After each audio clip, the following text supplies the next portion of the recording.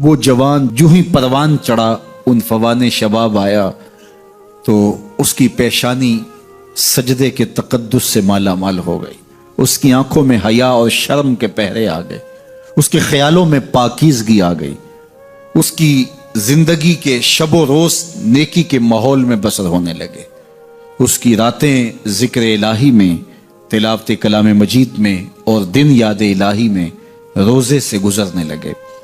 وہ جوان جس کی جوانی اللہ کی عبادت میں گزری، کیونکہ جوانی اگر عبادت میں گزر گئی تو بڑھاپا تو پر نور ہے ہی ہے۔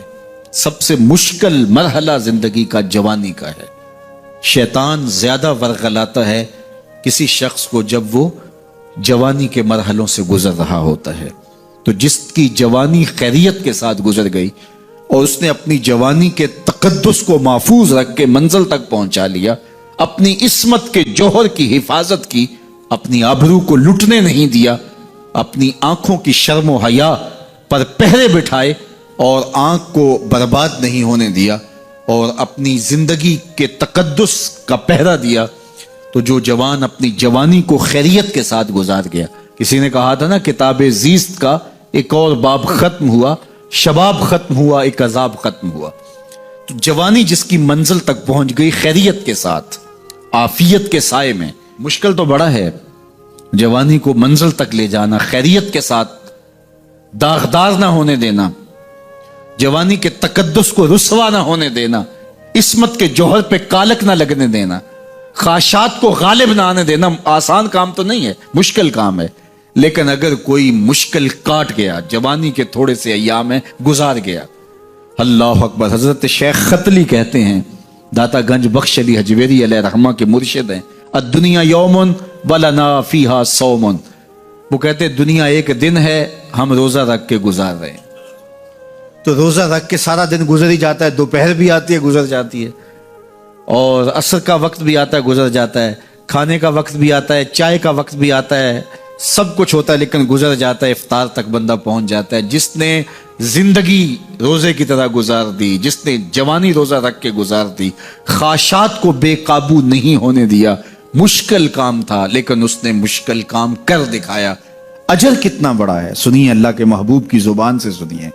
حضور نے ارشاد فرمایا جو سید ابو ہریرہ کے ذریعے سے ہمارے تک پہنچا، فرمایا قیامت کے دن جب سورج کا رخ سیدھا ہوگا، زمین تانبے کی ہوگی، لوگ پسینے میں شرابور ہوں گے، کوئی ٹخنوں تک پسینے میں، کوئی گھٹنوں تک، کوئی کمر تک، کسی کو پسینے کی لگام دی جائے گی، اور وہ پسینہ ایسے نہیں ہوگا جس طرح یہ پسینہ ہے، اتنا گرم ہوگا۔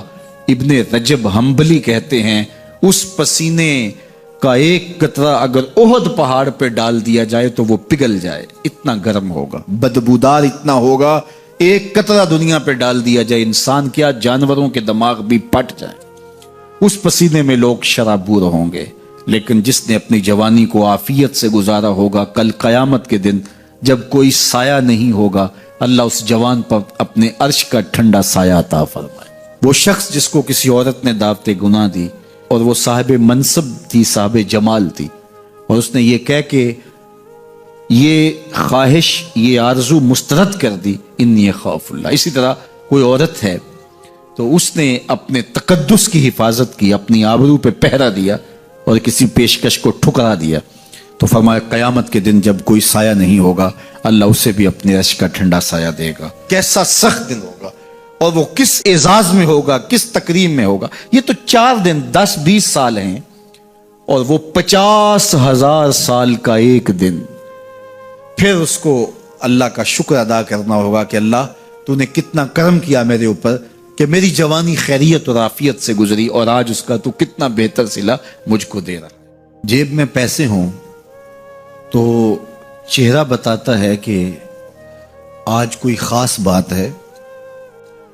کسی شخص کے پاس بڑی گاڑی ہو، کوئی اچھا منصب کسی کو مل جائے، وزارت کا قلمدان دے دیا جائے، وزارت تو دور کی بات ہے، کوئی ممبر اسمبلی بن جائے، اس کا ایک نشہ ہے، پروٹوکول، اعزاز، تکریم، دولت، عزت، شہرت، یہ ساری چیزیں اگر کسی کو میسر ہوں، اچھی گاڑی ہو، تو انسان جب روڈ پہ چڑھتا ہے اور وہ فراٹے بھرتی ہوئی جاتی ہے اور وہ چھوٹی چھوٹی گاڑیوں کو کاٹ کے جب آگے گزرتی ہے تو پھر اپنا ہی سواد ہوتا ہے نا، اپنا ہی ایک سرور ہوتا ہے۔ اس طرح جو روحانی ہمیں دولتیں ملتی ہیں اس کا بھی ایک مزہ ہے۔ سجدے کا مزہ اپنا ہے، گھر میں سجدہ کریں تو مزہ اپنا ہے، مسجد میں کریں تو لطف اپنا ہے، پہلی صف میں سجدہ ہو تو سرور اپنا ہے، اور اگر پیشانی کو حرم کا صحن مل جائے تو اس کا سرور اپنا ہے۔ ہر شے کا ایک لطف ہے، روزے کا لطف ہے، سحری کا ایک مزہ ہے، اور سحری کا مزہ گھر بیٹھ کے کریں تو اپنا ہے۔ اچھا کسی سالے شخص کی قربت میں بیٹھ کے سحری کا کھانا نصیب ہو جائے تو اس کا مزہ اور ہے، اور اگر ماں کے ہاتھوں سے پکے ہوئے پراٹھے مل جائیں اور سحری کے لمحے ہوں تو یہ تو جن کی مائیں چلی گئی ان کو پوچھے نا کہ وہ لطف اور سحری کی وہ گھڑیاں کیسی ہوتی ہیں جب ماں کے سامنے چولہے کے پاس بیٹھ کر چنگیر کے اوپر سحری کے ایک پراٹھے کھا رہے ہوتے ہیں تو وہ سرور کیا ہوتا ہے، ساتھ جو ہے وہ ماں کے ہاتھوں سے لسی کا کٹورا پی رہے ہوتے ہیں تو وہ سحری کا لطف اور ہے۔ اس طرح افطار کا مزہ الگ ہے، گھر کریں الگ ہے، مرشد کے ساتھ کریں تو الگ ہے، استاد کے ساتھ افطار کریں تو مزہ الگ ہے، اور ہاتھ میں کھجور ہو اور صحن مسجد نبوی کا ہو اور نظر روضہ رسول پہ ہو اور اس وقت جب افطار کر رہے ہوں تو وہ سرور اور ہے۔ تو ہر شے کا ایک لطف ہے، ہر شے کا ایک سرور ہے۔ تو میاں جب سحری اور افطاری کا مزہ ہے، جب سجدے رکوع اور قیام کا مزہ ہے، جب صدقہ کرنے کا مزہ ہے، روزہ کھولنے اور رکھنے کا مزہ ہے، تو پھر ایمان کا بھی تو کوئی مزہ ہوگا، ایمان کا بھی تو کوئی سرور ہوگا۔ تو ایمان کا حظ بندے کو کب ملتا ہے، وہ سرور کب ملتا ہے؟ تو آئیے اللہ کے محبوب سے ہی سنیے۔ تین چیزیں جس شخص کے اندر پائی جائیں وہ ایمان کا سرور، ایمان کا لطف، ایمان کا مزہ پاتا ہے۔ سب سے پہلی چیز، اللہ اور اس کے رسول سے سب سے زیادہ محبت، کائنات میں سب سے زیادہ محبت اللہ اور اس کے رسول کے ساتھ۔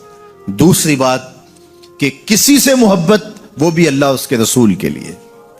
اور تیسری بات، ایمان سے منحرف ہونا جو ہے وہ اتنا مشکل ہو کہ آگ میں ڈال دیا جائے تو یہ آسان ہے، لیکن ایمان سے منحرف ہونا یہ مشکل ہو، یہ نہیں ہو سکتا۔ آگ میں ڈال دو، ماضی میں ایسا ہوا بھی۔ اللہ اکبر، تیل گرم کیا گیا کڑاہے میں اور وہاں ڈال دیا گیا، ہڈیاں الگ ہو گئی، گوشت الگ ہو گیا، لیکن اس کے باوجود نام حضور کا نہیں چھوڑا ہے۔ بدن کاٹے گئے، انگلیاں کاٹی گئیں، اعضائے بدنیاں کاٹے گئے، کہا جو تم کر سکتے ہو کر لو، لیکن ہم ایمان سے منحرف نہیں ہو سکتے ہیں۔ اللہ اکبر، زخم پہ زخم کھا کے جی، خونے جگر کے گھونٹ پی، آہ نہ کر لبوں کو سی، یہ عشق ہے دل لگی نہیں۔ جب محبت کا دم بھرا ہے تو پھر دکھ تو سہنے پڑیں گے۔ تو یہ اگر کیفیت بھی نصیب ہو جائے تو پھر بھی ایمان سے منحرف نہ ہو۔ اگر اتنا کوئی پکا ہے، ایمان تو تیقن کا نام ہے، یقین کامل کا نام ہے، جم جانے کا نام ہے، پختگی کا نام ہے، اور اگر یہ نصیب ہے تو پھر ایمان کا سرور بھی آئے گا۔ وہ کچا پکا کہ ٹھیک ہے، آسانی ہوئی تو ٹھیک اور مشکل ہوئی تو پھر روئے سخن دوسری جانب، تو ایسا ایمان سرور نہیں دیتا، ایسا ایمان لطف نہیں دیتا، ایسے ایمان کا مزہ اور حظ نصیب نہیں ہوتا۔ انسان جب کوئی اچھی بات سنتا ہے تو انسان کی فطرت ہے کہ وہ آگے منتقل کرتا ہے۔ آج کل وہ شیئر کر دیتے ہیں نا، جو بات آئے تو آپ اس کو آگے بڑھاتے ہیں، دوستوں میں شیئر کر دیتے ہیں۔ تو یہ انسان کی فطرت سے افواہیں بھی اس لیے پھیلتی ہیں کہ جو بھی بات آپ سنتے ہیں فوری آپ کی کوشش ہوتی ہے کہ یہ سب سے پہلے دوستوں کو میں ہی بتاؤں۔ تو یہ انسانی فطرت ہے۔ تو جب افواہ اور ایسی چیز، کوئی غم کی خبر بھی ہو، کسی کی وفات کی خبر بھی ہو، تو اس وقت بھی انسان کی فطرت، سست سے سست آدمی بھی پھر جلدی جلدی فون کرتا ہے، آگے بڑھاتا ہے کہ فلاں سے ایک فوت ہو گیا۔ تو چونکہ یہ فطرت ہے، بات کو آگے بڑھانے کا شوق ہے انسان کے اندر رکھا ہے، اس سے چیزیں پھیلتی ہیں۔ اور پھر جو خیر کی خبر ہوگی یا خیر کی بات ہوگی تو اس کو تو آگے پھیلانے کا پھر ہمارا دین بھی ہمیں ترغیب دیتا ہے، جذبہ دلاتا ہے۔ تو حضرت ابو ہریرہ اس جذبے کے تحت جو سنتے تھے پھر آگے منتقل کرتے۔ اب حضور کی بارگاہ سے اٹھ کے جاتے تو سب سے پہلے گھر جاتے اور سب سے پہلے اپنی ماں کو سناتے، اور ماں تھی کافرہ، وہ سننے کی بجائے، خوش ہونے کی بجائے سن کے وہ الٹا ناراض ہوتی اور کوئی نہ کوئی ایسی بات کر دیتی۔ سید ابو ہریرہ سے گوارا نہ ہوتا، ایک دن انہوں نے کوئی ایسی بات کر دی کہ حضرت سیدنا ابو ہریرہ رضی اللہ تعالیٰ عنہ نے فیصلہ کر لیا کہ آج ماں کو چھوڑ دینا ہے، کیونکہ میں یہ گوارا نہیں کرتا۔ کہ میرے آقا کے بارے میں کوئی ایسا جملہ کوئی بولے. اور تھی گھر میں ماں ہی، بھائی بھی کوئی نہیں تھا، بہن بھی کوئی نہیں تھی، باپ بھی فوت ہو گئے تھے، شادی بھی نہیں ہوئی تھی. تو ماں ہی ماں گھر میں، اور ماں اور بیٹا اکٹھے رہتے ہو تو پھر محبت بھی مثالی ہوتی ہے. تو اب ماں ہی ایک رشتہ ہے مادی دنیا کے اوپر. تو حضرت ابو ہریرہ رضی اللہ تعالیٰ عنہ نے فیصلہ کر لیا کہ چھوڑ دینا ہے. چھوڑ کے گھر سے نکلے، لیکن دل ڈوب رہا ہے کہ ایک ہی تو رشتہ تھا، وہ بھی گیا. افسردہ ہے، حضور کی خدمت میں پہنچے. دل و قلب و نگاہ کے مرشد اولین نے ابو ہریرہ کی اداسی دیکھی تو فرمایا ابو ہریرہ کیا بات ہے؟ تو حضرت ابو ہریرہ جس طرح بندہ پھٹ نہیں پڑتا، تو عرض کی حضور میری ماں کی ہدایت کی دعا کر دیجئے. ساری کہانی 2 لفظوں میں بیان کر دی، میری ماں کی ہدایت کی دعا کر دیجئے. حضور نے نہیں پوچھا کیا ہوا، کیا ماجرا ہوا، فوراً ہاتھ اٹھ گئے.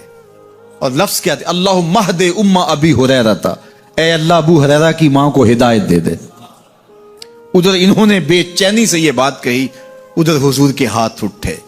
پھر ان اٹھے ہوئے ہاتھوں کو خالی تو موڑا ہی نہیں جاتا.